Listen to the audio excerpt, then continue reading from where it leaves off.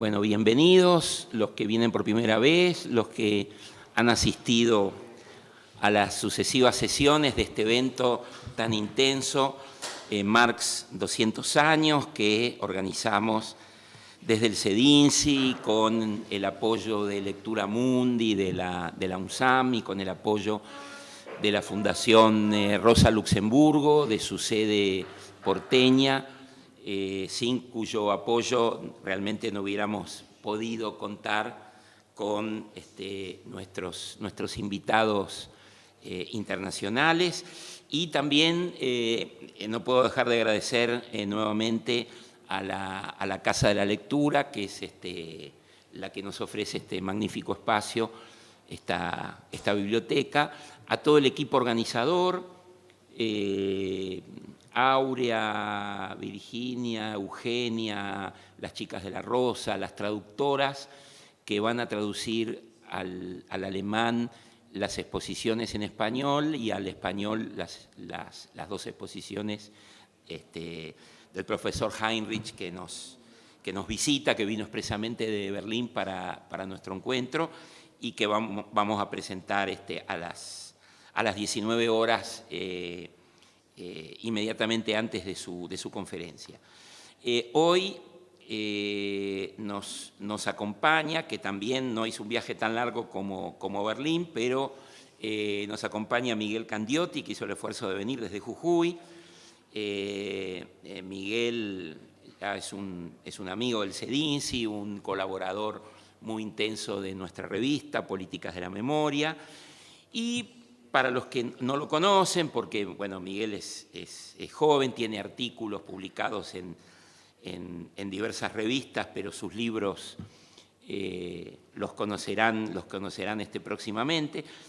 Es licenciado en Filosofía por la Universidad Nacional de Rosario, magíster en Interculturalidad por la Universidad de Bolonia, y después además fue magíster y después doctor en Humanidades por la Universidad Pompeu Fabra, en Barcelona.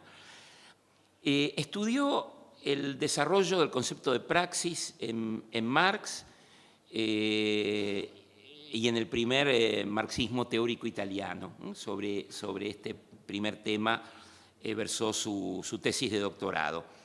Actualmente se desempeña como docente e investigador en la Universidad Nacional de Jujuy, realizando un estudio comparativo del pensamiento de Gramsci y de José Carlos Mariátegui. Los que quieran ver alguno de los artículos, como la de Miguel, como la colección de Políticas de la Memoria está subida en la página del CEDINCI, ahí pueden acceder a sus investigaciones y a sus traducciones, porque le pone mucho empeño y muchísimo rigor a traducir textos del italiano, del alemán, realmente, como digo, con mucho rigor y con mucha pasión. Bueno, cuando lo invitamos a participar de este evento, nos propuso materialismo práctico e idealismo ético-político en Marx, Gramsci y Mariátegui. Aceptamos enseguida la propuesta, nos pareció que se encuadraba perfectamente de nuestro evento Marx 200 años. Así que muchas gracias, Miguel, por el esfuerzo de estar aquí en este evento maratónico, tantos días, y te damos la palabra. Bueno, buenas tardes. Muchísimas gracias, Horacio, por esta presentación tan generosa y por la posibilidad de estar acá. También agradezco muchísimo a toda la gente que ya agradeció Horacio, repito brevemente, a la Lectura Mundi de la UNSAM, a la Casa de la Lectura, a la Fundación Rosa Luxemburgo y al CEDINCI con todo su equipo tan trabajador.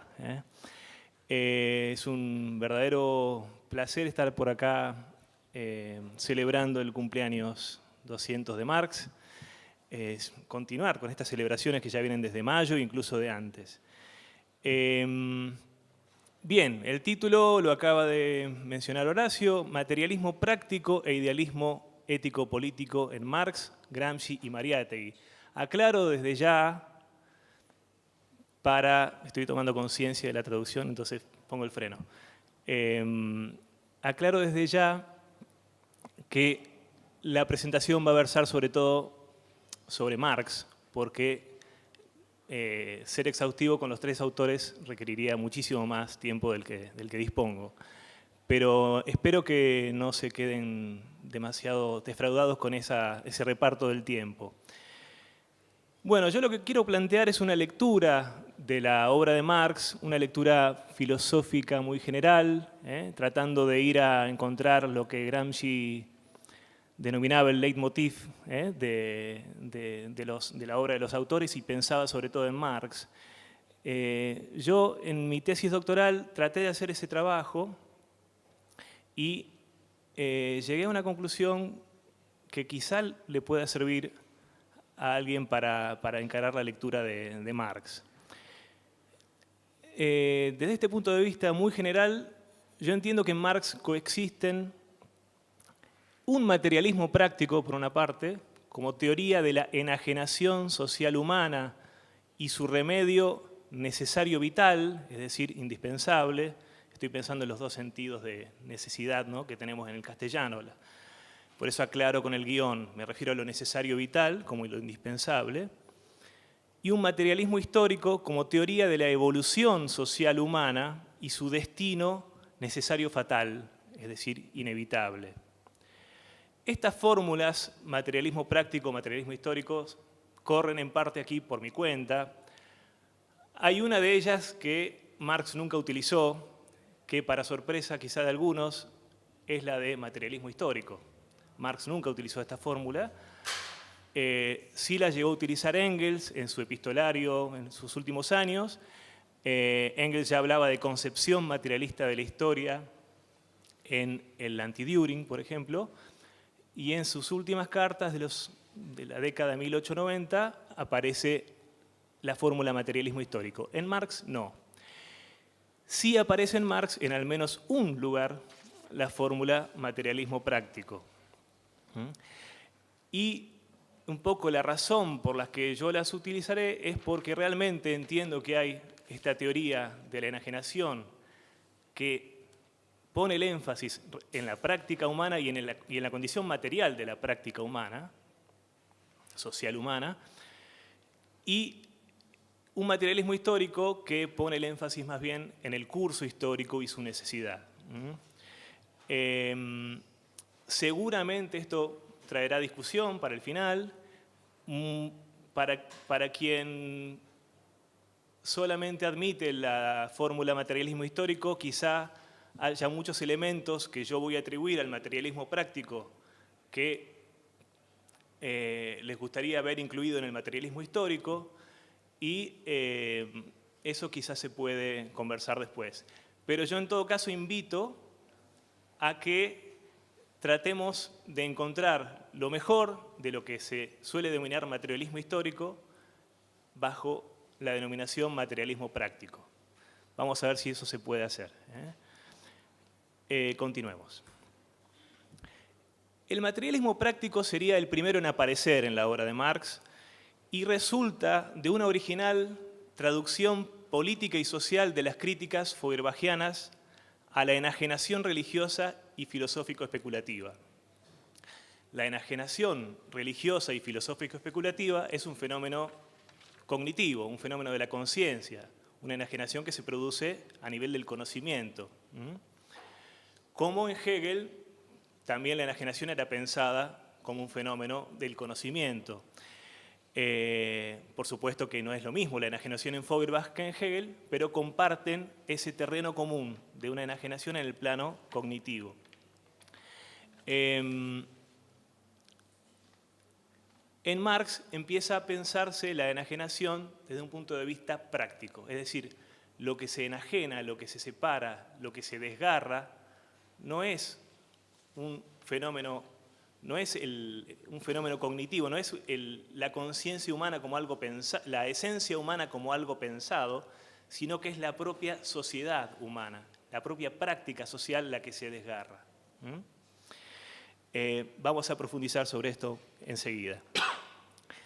Este es el enfoque predominante en la etapa que va desde finales del 1842 hasta las llamadas tesis sobre Feuerbach en 1845 inclusive. Digo predominante porque no es que se interrumpe en este momento, en 1845. El materialismo histórico, espero que se llegue a leer un poco, empieza a prevalecer a partir de la ideología alemana, escrita entre 1845 y 1846, y recibe su más famosa formulación en el prefacio o prólogo de la contribución a la crítica de la economía política en 1859. Y yo entiendo que es el producto, el materialismo histórico, es el producto de una transposición a la economía del concepto hegeliano del desarrollo histórico necesario fatal, inevitable, según la astucia de la razón. Astucia de la razón es una fórmula hegeliana. Y entonces, según esta transposición, el motor último de la historia pasaría a ser el desarrollo de las fuerzas productivas sociales que entran en contradicción fatal con todas aquellas relaciones sociales de producción que la limiten, que limiten este desarrollo. Mientras este desarrollo es limitado por relaciones de producción que lo obstaculizan, va a sobreponerse sobre esos obstáculos y la historia se va a revolucionar, la sociedad se va a revolucionar y se va a pasar a un nuevo modo de producción con nuevas relaciones sociales de producción que permitan un desarrollo mayor. La historia se explica entonces a partir de una suerte de astucia de la producción a cuyos servicios se va configurando la práctica social hasta desembocar finalmente en la plenitud productiva comunista que permitirá el máximo desarrollo social humano. La sociedad comunista permitiría entonces ese máximo de desarrollo de las fuerzas productivas. ¿Cómo se relacionan estas dos teorías entre sí dentro de la obra de Marx? El materialismo práctico tiende a ser subsumido bajo el materialismo histórico y sus leyes generales de la producción social en movimiento evolutivo. Una vez que aparece el materialismo histórico, tiende a subsumir, digamos, a disciplinar la práctica bajo esas leyes de desarrollo histórico que va a marcar el materialismo histórico. No obstante, el materialismo práctico no solo no desaparece, sino que incluso se profundiza en la obra madura de Marx, y el ejemplo más claro está en el agudo desarrollo de la teoría del valor y del plusvalor y del capital como formas de enajenación práctica, material, real, del trabajo social y su poder. La subordinación del materialismo práctico al materialismo histórico en Marx no responde a ninguna necesidad lógica. Por ello resulta posible abrazar el primero como una poderosa herramienta teórica autónoma y descartar al segundo como ese peso muerto fatal que hoy podemos reconocer que es. Entiendo que esta afirmación es un poco fuerte, pero recuerden que yo estoy reduciendo al materialismo histórico a esa parte fatalista, digamos, que hay no solamente en el marxismo heredero de Marx, sino también hay que reconocerlo en buena medida en el propio Marx. Entiendo que hay que reconocerlo y que ayuda a reconocerlo. Agrego algún comentario sobre esto antes de seguir. Gramsci solía decir, sobre todo el joven Gramsci, que en Marx había incrostazioni positivistiche, es decir, incrustaciones positivistas. Bueno, yo creo que eso es así, es cierto, aunque después hay que decir otro tanto sobre Gramsci, ¿no? Que tenía, de tanto antipositivista que era, de tan antipositivista que era, tenía incrustaciones idealistas. Pero bueno, ese es otro debate. Sigamos. Entonces, esta carta de Marx a Arnold Ruge, entiendo que es, a mi criterio, espero no hacer papelones con el profesor Heinrich aquí presente, el primer documento claro de materialismo práctico en la obra de Marx. la carta viene hablando sobre varias cosas y en un momento dice: debía tenderse más bien a criticar la religión en la crítica de las condiciones políticas que a criticar la situación política a propósito de la religión, ya que la religión, carente por sí de contenido, no vive del cielo, sino de la tierra, y se derrumba por sí misma al desaparecer la realidad invertida cuya teoría es. Es decir, la enajenación práctica social, aunque todavía no se llama así, en Marx, los problemas, los conflictos de la práctica social y política son los que producen como consecuencia, los que condicionan las enajenaciones teóricas, filosófico-especulativas y religiosas. Eso es clarísimo en muchos textos del joven Marx. Un autor que también tiene su peso en este momento es Moses Hess, amigo de Marx en esta época, quien en 1843 escribe La esencia del dinero y también, de alguna manera, extendiendo el pensamiento de Feuerbach al plano social, introduce, y lo hace antes que Marx, la noción de una enajenación práctica. Quieren que lea en alemán, intente leer en alemán, praktische Entäußerung. Pero la piensa como condicionada, más bien la piensa como condicionada por la enajenación teórica propia de la religión judeocristiana. Para Marx, en cambio, es más bien claramente al revés. Es la enajenación práctica, profana, real, los conflictos sociales y los desgarros sociales y políticos,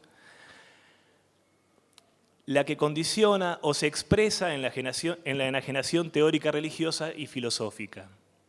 Y esta es la clave de su materialismo de la práctica o materialismo práctico, que marca una ruptura con Feuerbach bastante antes de que ésta se haga plenamente consciente y explícita en 1845 en las tesis sobre Feuerbach y en la sección sobre Feuerbach de la ideología alemana.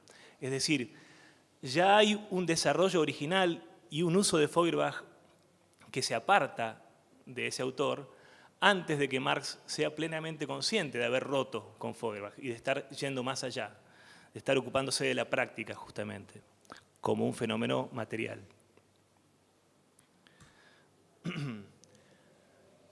Otro texto clave para entender el materialismo práctico de Marx es la introducción de 1843-44, el título completo sería En torno a la crítica de la filosofía del derecho de Hegel, introducción.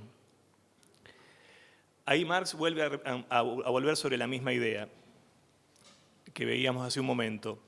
El fundamento de toda crítica irreligiosa es que el ser humano hace la religión y no la religión al ser humano.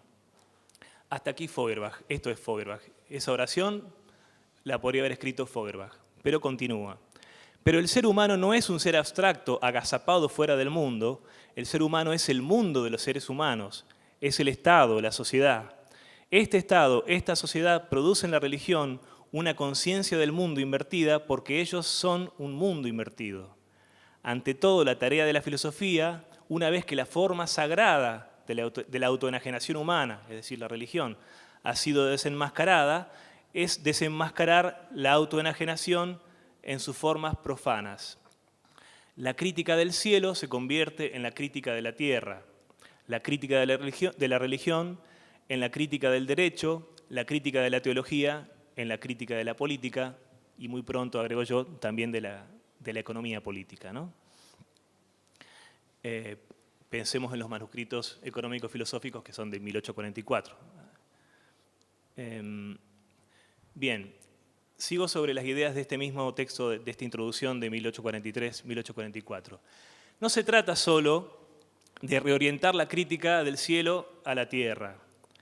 La mera crítica es impotente cuando los problemas a que ésta se enfrenta son materiales, es decir, rebasan el plano teórico o intelectual. Resulta indispensable entonces que la crítica se oriente no hacia sí misma, sino hacia tareas, dice Marx, para cuya solución no existe más que un medio, la práctica. Y la práctica a la que Marx se refiere aquí es específicamente la práctica revolucionaria, como resulta obvio, la actividad práctico-crítica, subrayada al final de la primera de las tesis sobre Feuerbach, la práctica que ataca conscientemente y de manera radical el mundo social existente, y no la práctica entendida como la mera producción material cotidiana. El sentido genérico de práctica es la modificación material del mundo, que es también la que se realiza cotidianamente en el trabajo.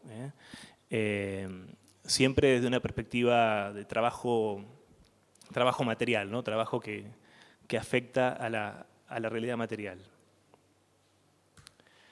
Bueno, otro documento clave del materialismo práctico es la cuarta de las tesis sobre Feuerbach, donde se vuelve a insistir sobre la idea que ya mencionamos, pero de una manera muy, muy clara también.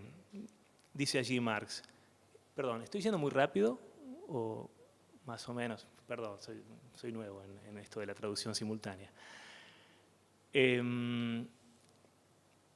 Leo. Feuerbach parte del hecho de la autoenajenación religiosa, del desdoblamiento del mundo en un mundo religioso y otro mundano. Y su trabajo consiste en disolver el mundo religioso en su fundamento mundano. Pero que el fundamento mundano se separe de sí mismo y se fije como un reino autónomo en las nubes, es algo que solo puede explicarse por el desgarramiento de sí mismo y la contradicción consigo mismo de este fundamento terrenal. Este mismo, por tanto, debe ser a la vez comprendido en su contradicción y revolucionado prácticamente.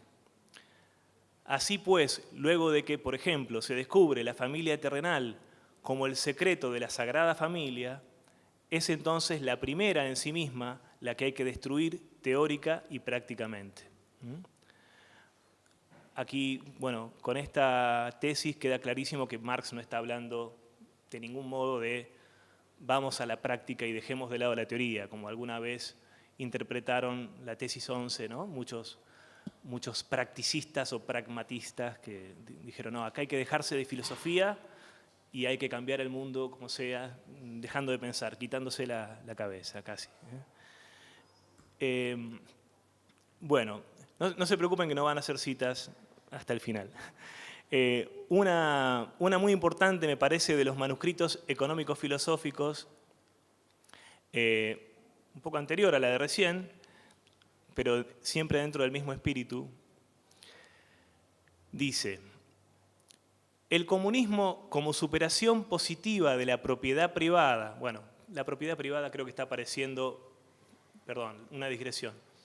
La propiedad privada creo que es la primera vez que la menciono en esta presentación, pero es el elemento clave de estos desgarramientos de la práctica que vengo mencionando desde el principio.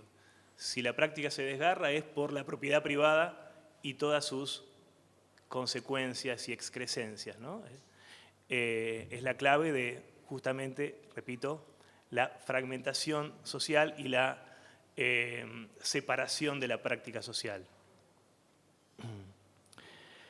El comunismo como superación positiva de la propiedad privada en cuanto a autoenajenación humana y por tanto como apropiación real de la esencia humana por y para el ser humano, por tanto como retorno pleno, consciente y efectuado dentro de toda la riqueza del desarrollo anterior, del ser humano a sí mismo en cuanto ser humano social, es decir, humano, este comunismo como naturalismo consumado igual humanismo, como humanismo consumado igual naturalismo, es la verdadera solución del conflicto entre el ser humano y la naturaleza y con el ser humano, la verdadera solución del conflicto entre objetivación y autoafirmación, entre libertad y necesidad, entre individuo y especie. Y continúa: la propiedad privada material, inmediatamente sensible, bueno, iba a ser una interrupción, pero continúo, es la expresión material y sensible de la vida humana enajenada. Religión, familia, Estado, derecho, moral, ciencia, arte, etc., son solamente modalidades especiales de producción y se rigen por la ley general de esta. La superación positiva de la propiedad privada como la apropiación de la vida humana, igual social, agrego yo, es por tanto la superación positiva de toda enajenación y por consiguiente el retorno del ser humano desde la religión, la familia, el Estado, etcétera, a su existencia humana, es decir, social. Fíjense que vuelve recurrentemente esta aclaración humano, es decir, social. Para Marx, esto de la esencia humana no es ninguna esencia metafísica que se pueda fijar en un concepto o en algo rígido, o en algo, valga la redundancia, metafísico. En la tesis 6 sobre Feuerbach, él tiene esta famosa formulación de que la esencia humana no es más que el conjunto de las relaciones humanas. Entonces es un curioso concepto de esencia que es inmune a todo tipo de esencialismo, ¿no?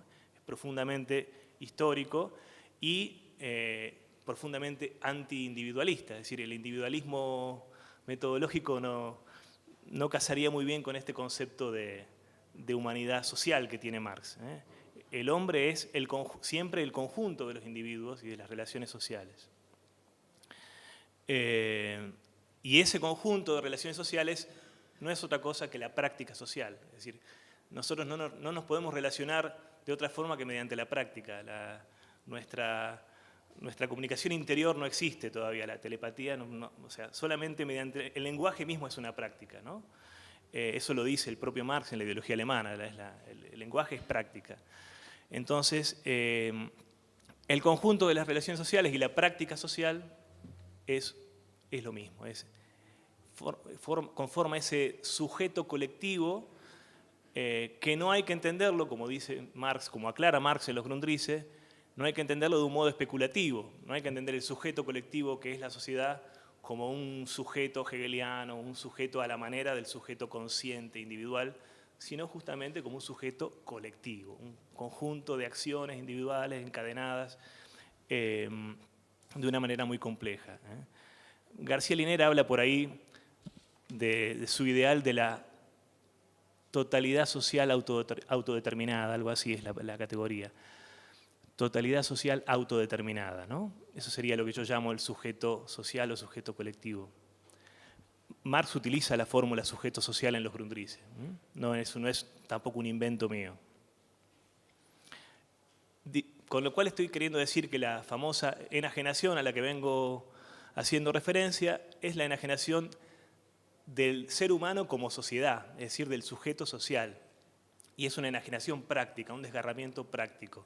No tiene que ver con un fenómeno consciente. Los fenómenos conscientes son consecuencias de esos desgarramientos prácticos que empiezan con la propiedad privada, siguen con el Estado, con el dinero, con el capital, con la extracción de plusvalía, con todas estas cosas que podemos incluir también dentro del fenómeno de la enajenación.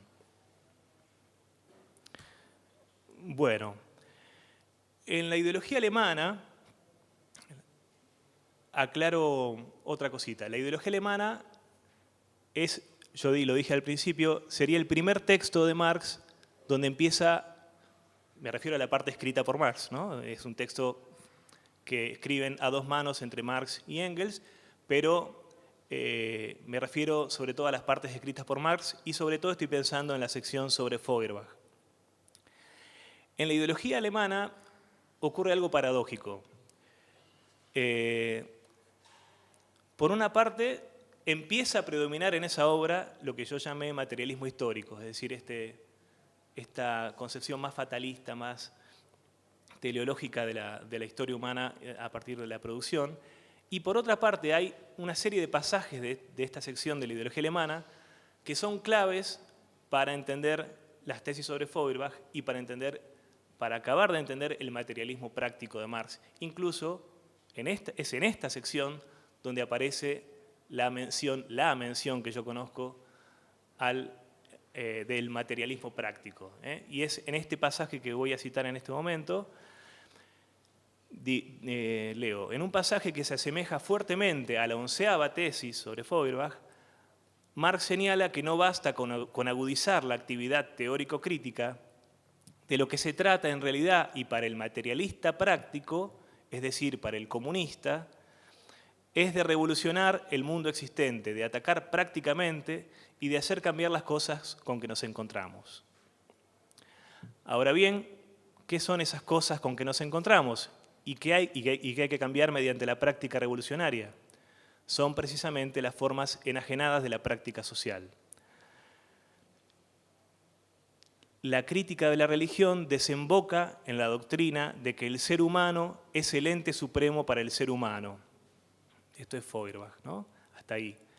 Y por tanto, en el imperativo categórico de derribar todas aquellas relaciones en que el ser humano es un ser humillado, sojuzgado, abandonado, despreciable. Y esto es Marx. Es decir, lo humano para Marx es lo social, lo humano para Marx son las relaciones sociales y su calidad. Y entonces aquí estoy haciendo un pequeño salto hacia atrás, hacia la introducción de 1843-44, pero fíjense que entre las cosas que subrayo ahí, en realidad no, es una cursiva del propio Marx. No, es mía. Imperativo categórico, dice. Imperativo categórico. Y aquí estamos metiéndonos en el problema de marxismo y ética. Qué lástima que no está Ariel Petruccelli, que ha escrito un libro, o varios libros, con mucha profundidad y mucha erudición sobre ese tema. El problema de la relación entre el marxismo y la ética ha desencadenado, bueno, enormes discusiones y generado mucha escritura de infinidad de libros y artículos. Y creo que el enfoque de la distinción entre materialismo práctico y materialismo histórico contribuye a resolverlo de alguna manera, porque, como vamos a ver ahora, el materialismo práctico es impensable sin un ideal ético-político, sin un proyecto de sociedad por el que se lucha. Y el materialismo histórico, en cambio, desde la ciencia, de la evolución social humana, cree prescindir o dice prescindir de los ideales y de la moral. Eso de la moral y de las utopías es para justamente los socialistas utópicos. Bien, me estoy adelantando un poco a lo que aparece en la presentación. Pero bueno, aquí voy a subrayar un poco lo que acabo de anticipar.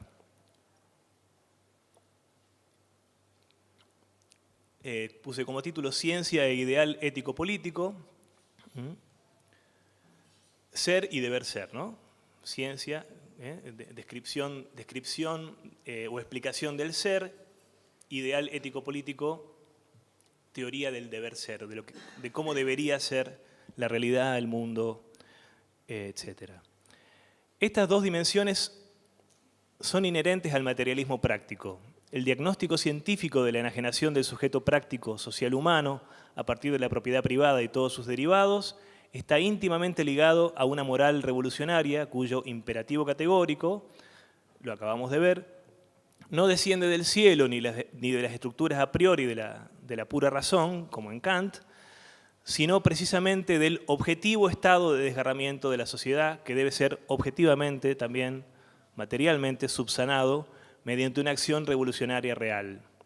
De este modo, el discurso descriptivo-explicativo se vincula de manera orgánica y coherente con el discurso prescriptivo-normativo. En cambio, en el materialismo histórico, como en Hegel, no cabe oponer al orden existente, al ser, un deber ser distinto, un ideal moral o ético-político diferente, precisamente porque para ellos, y acá cito a Hegel, lo que es racional es real y lo que es real es racional. O dicho de otro modo, creo que estoy yendo muy rápido. O dicho de otro modo, solo es lo que debe ser y viceversa. De tal suerte, resulta completamente vano y utópico enfrentar a la realidad social con un ideal de transformación. Más bien se trata de descubrir, describir y suscribir las transformaciones que de hecho se están dando ya en esa realidad, las cuales siempre coinciden con lo que racionalmente debe ser. El discurso descriptivo, explicativo, pretende aquí suprimir al prescriptivo normativo. podría decirse que en realidad tanto Hegel como Marx y Engels inconscientemente proyectan sobre el movimiento histórico la progresiva realización de sus propios ideales sociales. Y esto es ciertamente así, pero no quita que tal optimismo histórico crea prescindir realmente, por completo, de la normatividad como un componente suyo, considerándose a sí mismo como puramente descriptivo, explicativo de la marcha de las cosas, puramente científico. Por consiguiente, tanto en Hegel como en el materialismo histórico, carece de sentido buscar los principios de una moral o una ética normativa. Bueno, aquí vamos a ver entonces cómo funciona la moral en el materialismo práctico y vamos a empezar a hablar de idealismo en un sentido que no choca con la idea de materialismo, porque vamos a hablar del idealismo en sentido moral o ético-político. Nunca está de más recordar que tanto materialismo como idealismo pueden ser interpretados ya en sentido moral o ético-político, ya en sentido filosófico u ontológico-nociológico. Y el significado que adquieren es muy diferente en un caso y en el otro. Tanto que el mismo Feuerbach ya subrayaba cómo ser materialista en filosofía no impide en absoluto tener un ideal práctico.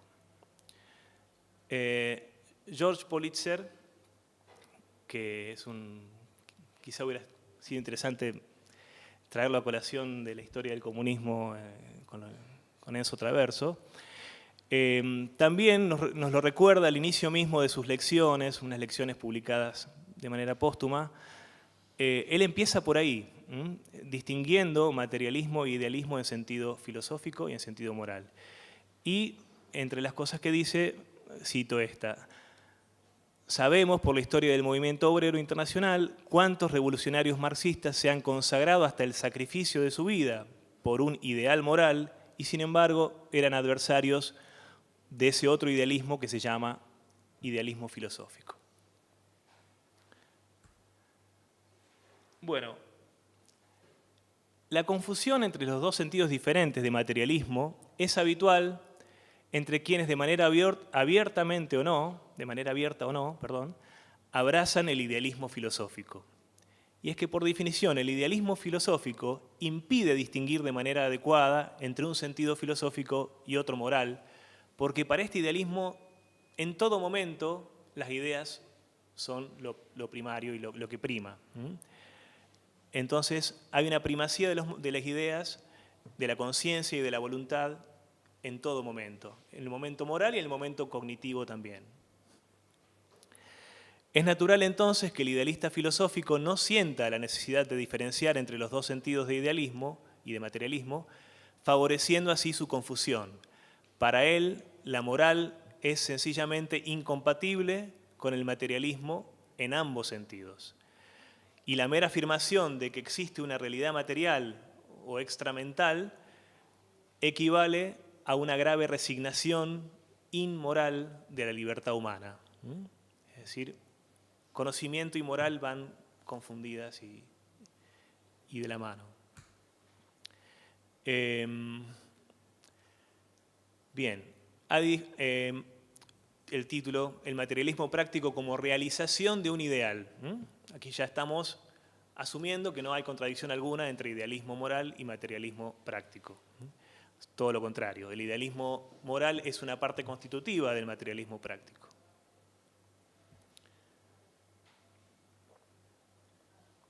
A diferencia del idealista filosófico, el materialista práctico sabe bien que el poder material tiene que ser derrocado por el poder material, el cual corresponde de manera directa a la práctica y no a la teoría, por más crítica que ésta sea o pretenda ser.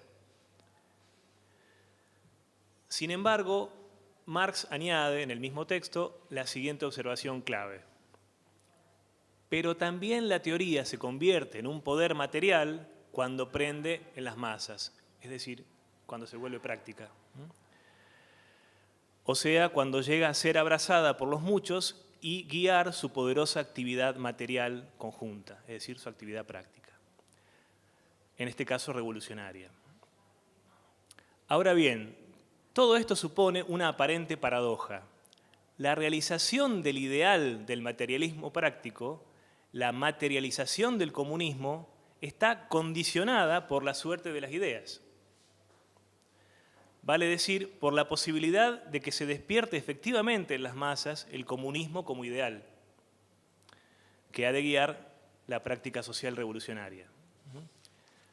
Es una paradoja aparente, pero no deja de ser fuerte como idea, este condicionamiento de la praxis revolucionaria por parte de las ideas y de su difusión. Bien, aquí nos vamos acercando a Gramsci y a Mariátegui. El marxismo revolucionario y las crisis del positivismo.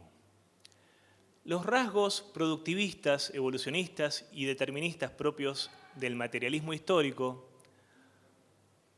son ciertamente acentuados luego en las lecturas elaboradas por las variantes del marxismo ortodoxo de la Segunda Internacional primero y del estalinismo después.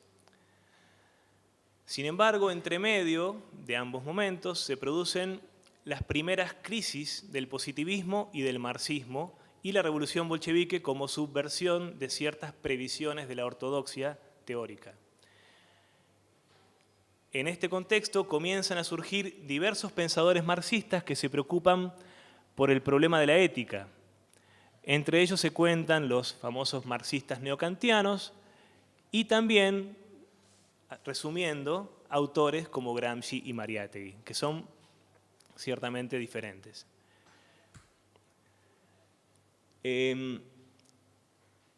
A mi entender, se puede hablar de Mariátegui y de Gramsci como los principales herederos del materialismo práctico de Marx. Nada menos. Aunque con algunas reservas, y es lo que paso a intentar explicar ahora.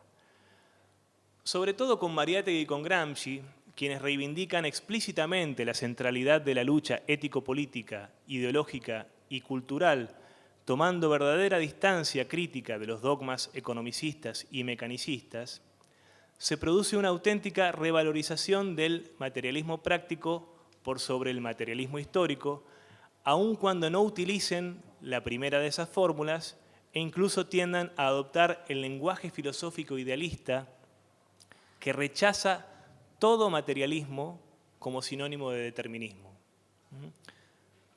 Esto es típico del idealismo filosófico, ¿no? Rechazar todo materialismo como algo que subyuga, que obstaculiza, una especie de elemento innecesario. Este hecho paradójico convierte a estos dos autores en los máximos herederos ambiguos del materialismo práctico. Vale decir, de lo que yo considero que es el aspecto más vivo y necesario vital de la fecunda teoría iniciada por Marx. Y esto es todo lo que voy a decir sobre Gramsci y Mariátegui. Pido disculpas, lo seguimos en el debate, no quiero abusar del tiempo. Muchas gracias.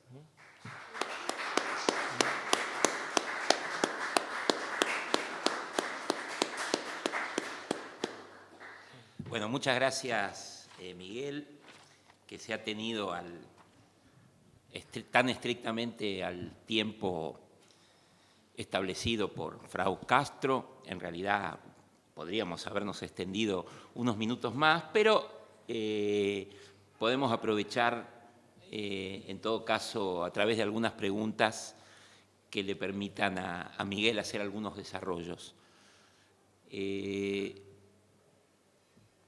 Si tienen... ¿Alguien se anima? Adela se anima a arrancar. Muy bien. Me dijeron que diga que griten mucho al hablar o se acerquen al micrófono porque si no, no se va a escuchar. ¿Querés este micrófono?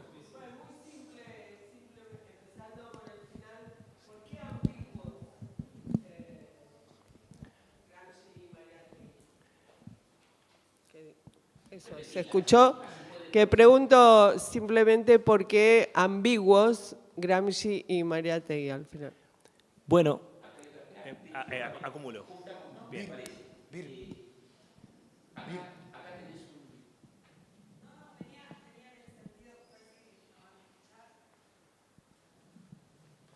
Bueno, buenas tardes. Venía en el sentido de que justo cortaste cuando empezabas quizás a decir algo que tiene una conexión con el marxismo local italiano, así que si pudieras desarrollar un poco la última idea que dijiste no voy a desarrollar, si la puedes desarrollar un poco.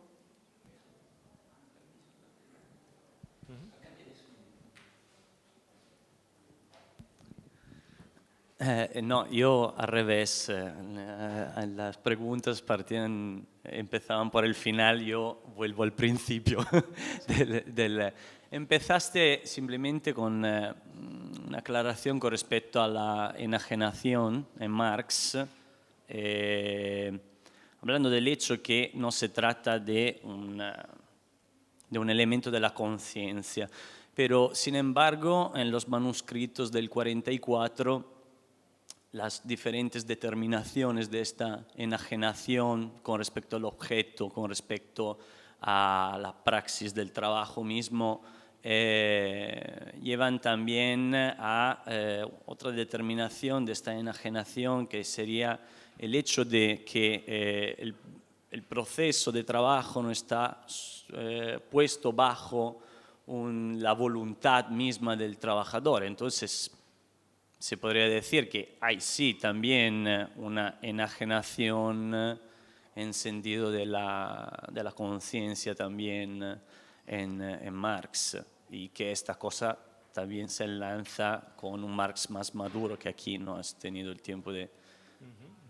o sea, el Marx del fetichismo, claro, propiamente como elementos de la conciencia se enajenan y se objetivizan de forma fetichizada, o sea, como perteneciente de forma natural a los productos del trabajo y medios de producción, etc.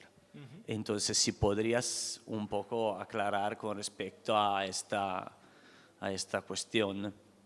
Bien.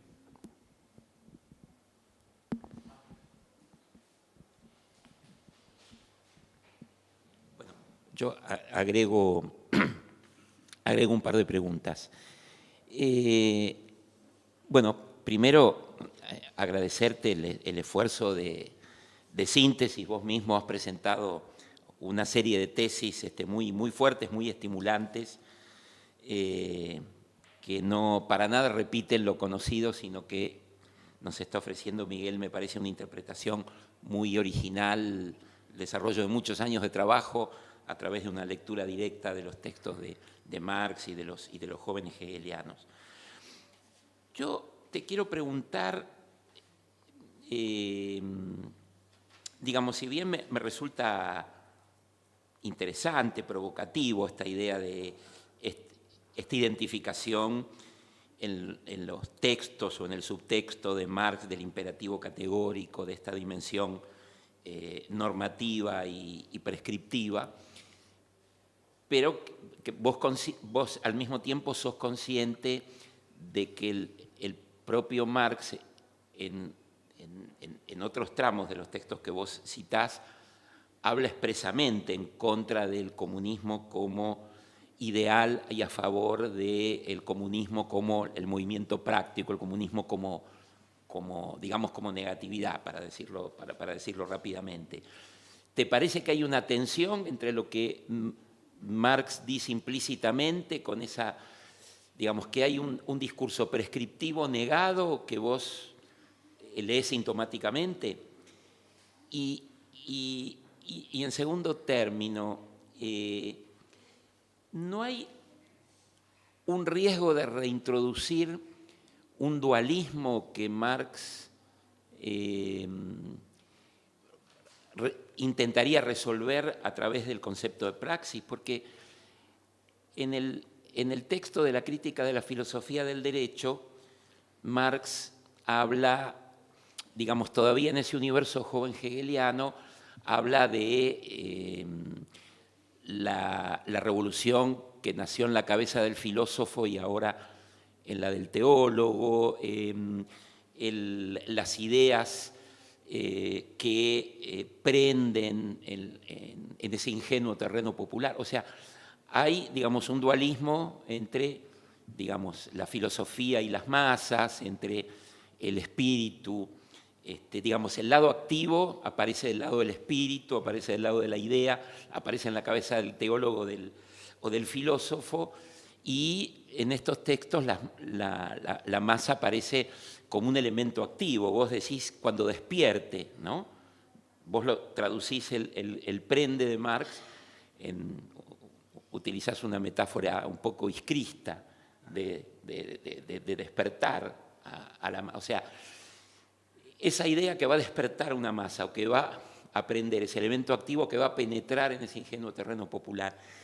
¿No sería el dualismo que el concepto de praxis intenta resolver?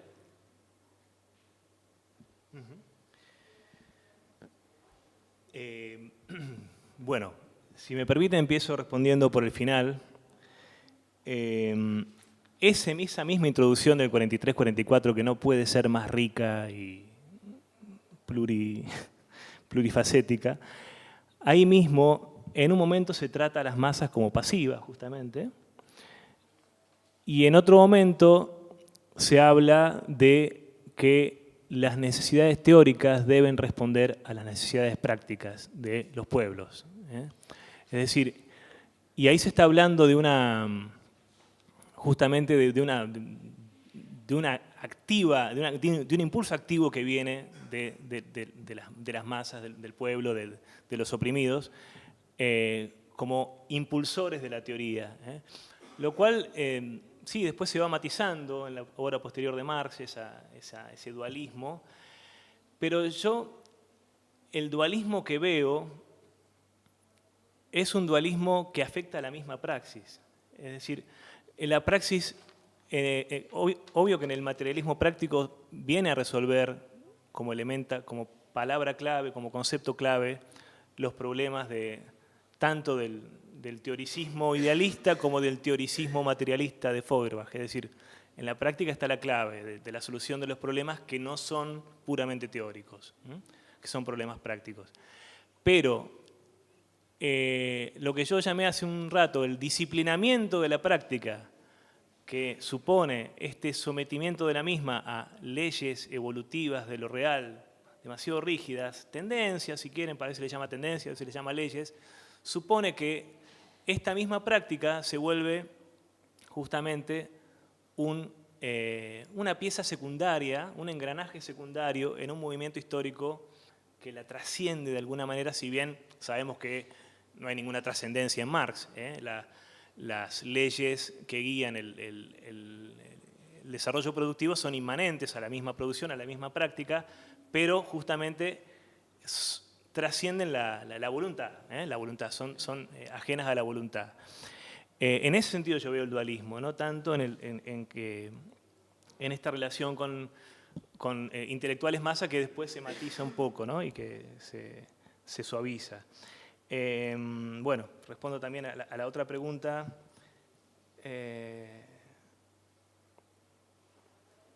Bueno, no, creo que un poco respondí las dos, ¿no? ¿Puede ser? Tengo unas anotaciones un poco precarias. Bueno, ahora vuelvo a la primera. ¿Por qué ambiguos? ¿Por qué Gramsci y Mariátegui serían herederos ambiguos? Y por lo que comentaba sobre su desconfianza y su crítica abierta al materialismo, justamente.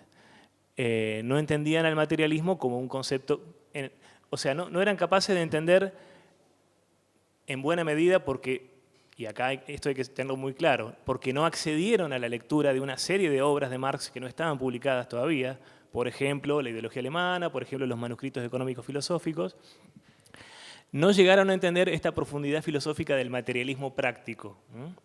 Entonces, materialismo para Gramsci y para Mariátegui, en mayor medida para Gramsci, era mala palabra.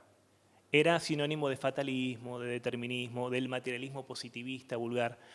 Entonces había como un rechazo y al mismo tiempo eran herederos porque en cualquier análisis mariáteguiano o gramsciano de las realidades sociales y políticas, hay evidentemente un materialismo de la práctica. Es decir, cuando el mismo Gramsci dice, cuando hace este desarrollo tan sutil sobre la idea de objetividad, que en realidad la objetividad, él piensa la objetividad no como lo que existe más allá de la conciencia, o digamos que excede la conciencia, sino como la coincidencia de todas las conciencias sobre lo que es la realidad.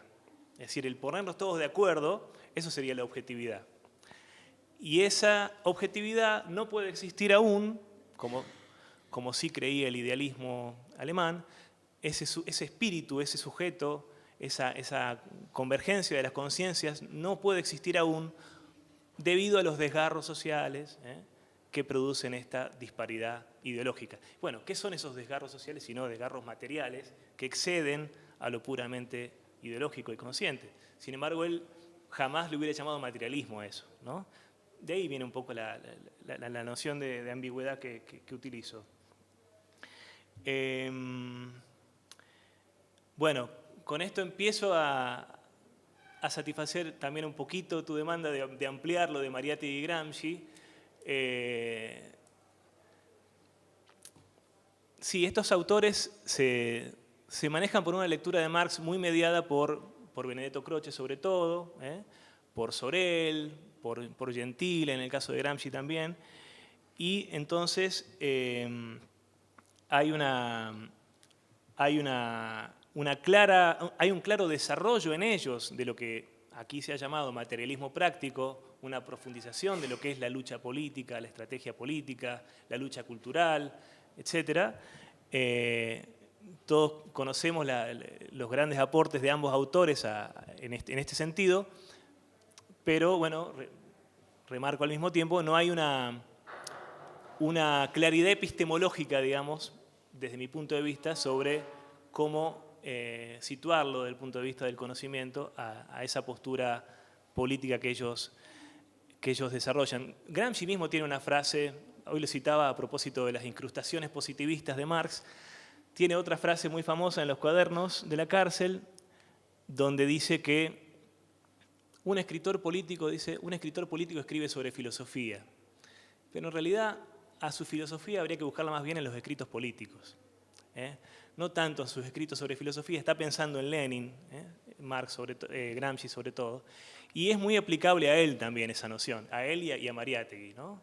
La filosofía de ambos autores y luchadores hay que buscarla más bien en sus escritos políticos, ¿no? Y no en lo que ambos tengan para decir sobre el idealismo o el materialismo, que no, la verdad que no es muy satisfactorio. Mariátegui recurre a Unamuno en un momento, bueno, es una cita completamente superficial del problema de la realidad externa para el idealismo, ¿no?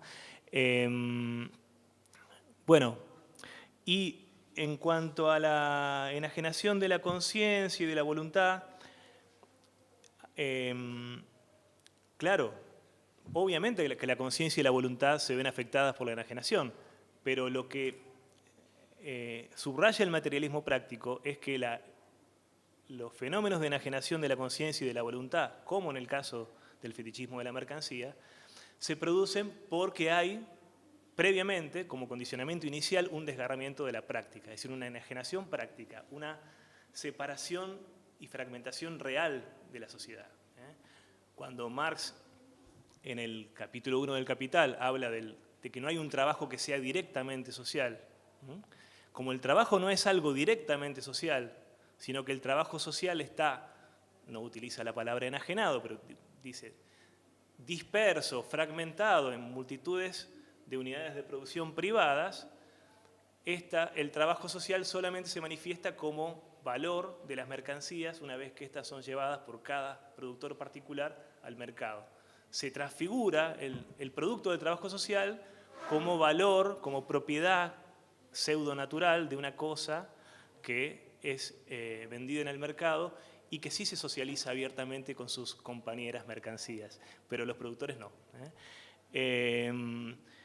Entonces, obviamente que la conciencia y la voluntad están implicadas, pero más bien como consecuencia, y la asociación de productores libres que Marx imagina justamente como sociedad emancipada, como resolución del problema del fetichismo y de la existencia del valor y de la enajenación en general, podríamos decir, justamente implica la producción colectiva consciente y absolutamente dueña de sí, ¿no? Autodeterminada, ¿no?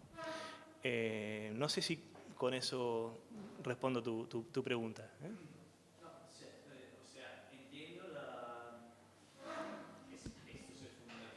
¿No quieres?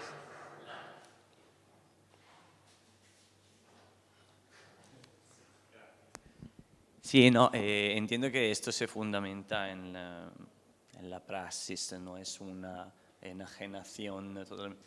Pero donde hay elementos, no sé si hay, creo, elementos, o sea, materiales e ideales que se enajenan, porque esta cuestión, o sea que al final, en el primer manuscrito del 44, donde está la parte de sobre el trabajo alienado, justo al final dice que no es la propiedad privada que lleva al trabajo enajenado, que este es más bien un fenómeno en lo cual cae la economía política burguesa, mientras más bien el fundamento es el trabajo alienado en sus 3 o 4 determinaciones, según de cómo uno lo ve, por lo cual del objeto, vale, todo muy práctico, vamos, pero también es el no reconocer el producto de trabajo, entonces es también una operación ideal mental, como también la enajenación en el proceso productivo, o sea, el estar afuera de sí, el hecho de que este trabajo sirva solamente para la reproducción de la existencia y que no en el proceso de objetivación el ser humano no se realice. Exactamente, entonces hay dos elementos, uno que está hablando de los aspectos materiales y hay también una componente probablemente no escindibles. Existen las dos, entonces por eso no entendí al principio no sé si... Perdón, pensaba en la respuesta, había pensado hacer alusión a los manuscritos, después me olvidé y agarré más por el lado del Capital.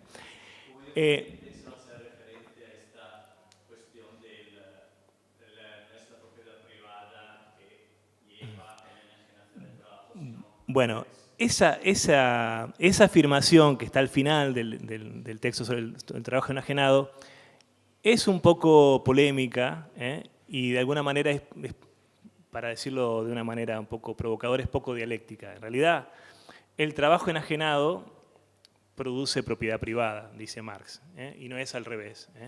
Pero convengamos que es un poco la misma cosa, ¿no? Y yo lo que quería decir sobre el texto del trabajo enajenado es que, a mi entender, ahí Marx presenta de una manera muy potente y muy inspirada, pero poco clara, su teoría de la enajenación. Es decir, es como el texto de referencia para muchos para hablar de la enajenación, pero para mí más bien hay que pensar en el Capital mismo, y en los Grundrisse y en el Capital mismo. Y yo creo que la enajenación en Marx se plantea básicamente en dos niveles. Un primer nivel tiene que ver con la existencia, o mejor dicho, con la inexistencia de un trabajo directamente social, es decir, con esta fragmentación en trabajos privados. La existencia de propiedad privada como fragmentación del trabajo social total. Eso es lo que plantea Marx en el capítulo 1 del Capital, del libro 1 del Capital, donde todavía no aparece para nada la extracción de plusvalía, el proletariado, no aparecen las clases, aparece la producción privada como primer nivel de la enajenación, que produce ya el efecto del valor, ¿no? Del valor mercantil. Y en un segundo momento, en un segundo nivel, habría que plantear el problema de la privación de propiedad por parte de la masa trabajadora, es decir, hacia la masa trabajadora, que es lo que permite que se ponga en funcionamiento la máquina, ¿no? Solamente porque hay un montón de gente que no cuenta con medios de producción es que puede empezar a funcionar el sistema de la venta de la fuerza de trabajo y la extracción de plusvalía a esa fuerza de trabajo. Entonces, yo creo que en el Capital está mucho más claro el planteamiento de la enajenación, aunque no se plantea en estos términos, justamente en términos de enajenación. Y en el texto del trabajo enajenado hay como un Marx muy apasionado que lo plantea de una manera, todavía también recurriendo al ser genérico del hombre, heredado de Feuerbach, de una manera un tanto confusa. Pero insisto, lo que hace posible que exista el trabajo enajenado es la propiedad privada de los medios de producción, que no haya una producción directamente social. En todo caso, cada trabajador que se enajena en su trabajo, digamos, fortalece y refuerza la existencia de la propiedad privada, pero no es que la produce, que el trabajo enajenado produce la propiedad privada. En todo caso, remitámonos al capítulo 24 del tomo 1 del Capital, a la acumulación originaria, ¿no? a de dónde viene la propiedad privada, ¿no? Creo que ahí añade, o sea, que ahora es difícil porque estamos hablando contemporáneamente del capítulo 1 y tampoco el trabajo abstracto es el trabajo enajenado, así que es difícil colocar las dos cosas, pero al final del trabajo alienado se dice que en origen es la alienación del trabajo es fundamental la propiedad privada, pero que esto luego retroalimenta la cuestión, como buscar una origen con respecto a una similitud, comparación del primer capítulo del Capital. Ahí también es como decir, el trabajo abstracto existe porque hay... Perdón, no sé si se entendía. Sí, sí, sí. Ah, sí, perdona, pido disculpas a los traductores y luego me callo. Sí, no, sí, lo que estaba diciendo era que al final siempre del apartado sobre el trabajo enajenado en el primer manuscrito de los manuscritos económico-filosóficos del 44, está diciendo que me acuerdo más o menos, porque he podido leerlo de reciente, que es el trabajo enajenado que fundamenta la propiedad privada, que pero en un primer momento y que luego esta se retroalimenta, o sea que también es la propiedad privada que alimenta obviamente el trabajo enajenado. Y haciendo una comparación, como le hemos hablado, aunque complicada, porque no hay una plena correspondencia entre trabajo abstracto, trabajo enajenado en el joven Marx, en el Marx del Capital, pero también ahí este procedimiento podría ser leído como no es el trabajo, no es el mercado que genera el trabajo abstracto, sino el hecho que los productos del trabajo sean gelatinas de trabajo indiferenciado que hace posible que los productos puedan ser intercambiados en el mercado, porque indiferentes entre ellos, no sé si, luego claro que se retroalimenta también la cuestión de que haya un mercado generalizado, retroalimenta el hecho del trabajo abstracto. Bueno, es una cuestión muy, no sé, así.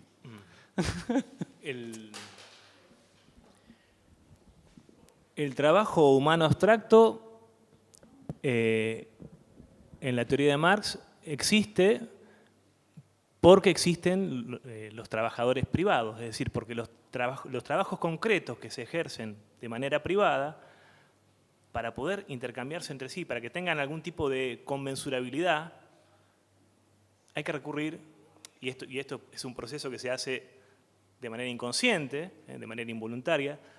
¿Qué es lo que vuelve comparable una silla con un libro? ¿Hay algún ¿Qué parte del trabajo del carpintero es comparable al trabajo del editor, del librero? Y bueno, el hecho de ser esfuerzo humano, gasto de cerebro, músculo, etc.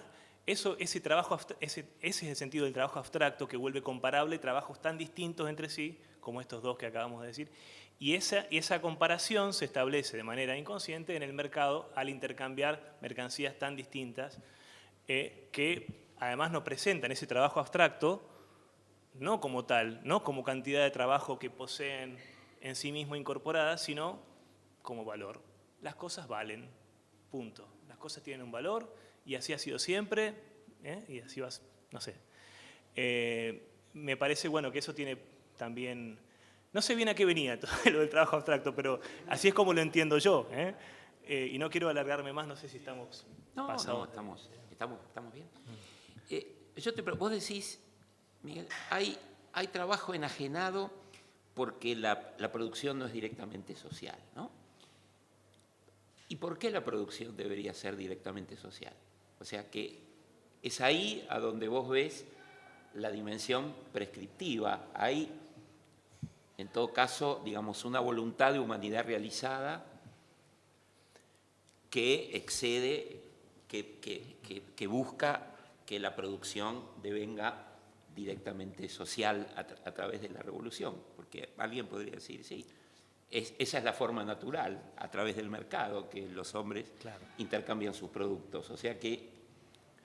Sí, en todo caso, el presupuesto antropológico de Marx, sin recurrir a su consideración del comunismo primitivo y demás, es que los seres humanos necesitamos producir socialmente, necesitamos ser producidos socialmente para poder existir. Entonces, cualquier forma de producción que no sea directamente social es enajenada. Digamos, para responderlo de una manera muy simplista, si quieren, pero bastante precisa, porque, digamos, una vez que Marx reconoce, por ejemplo, en las partes donde habla sobre el poder social del dinero concentrado en el bolsillo del que lo posee, es decir, el poder social es un producto social, es un producto del trabajo social. Hay muchos autores que hablan sobre el poder, pero no hablan sobre la génesis del poder, ¿no? ¿De dónde viene el poder? Por supuesto que el poder es relacional y que no se detenta como un cetro, pero es relacional también en su origen. Es producto del trabajo social que en nuestra sociedad se encuentra absolutamente fragmentado, invisibilizado, y nadie puede tener una experiencia de trabajo social directo porque no existe. Porque no existe, solamente se puede constatar que hay una serie de trabajos aislados que de alguna manera nos constituyen por completo y nosotros contribuimos haciendo nuestra parte, ¿no? Es decir, nosotros somos, nuestra fuerza de trabajo es a la vez un producto y a la vez un sujeto activo de esa fuerza de trabajo social a la que Marx en el capítulo 1 dice, bueno, si tomáramos al trabajo social como una única fuerza de trabajo, ¿no? Sí, ese es su presupuesto antropológico. Yo lo comparto profundamente. Y no solamente porque adhiero y apuesto incluso a las formas comunistas primitivas, comunitarias o comunales que todavía persisten, por ejemplo, en el mundo andino de una manera muy distorsionada, en otros lados también, pero todavía persisten. Creo que ahí hay una reserva todavía de la humanidad. Hasta aquí. ¿Otras preguntas? Aprovechamos al máximo a Miguel Candiotti antes de que se vuelva a Jujuy, lo bombardeamos de preguntas. Para que no vuelva más. Última oportunidad. Bueno, si no lo despedimos con un aplauso. Muchísimas gracias, Miguel. Excelente.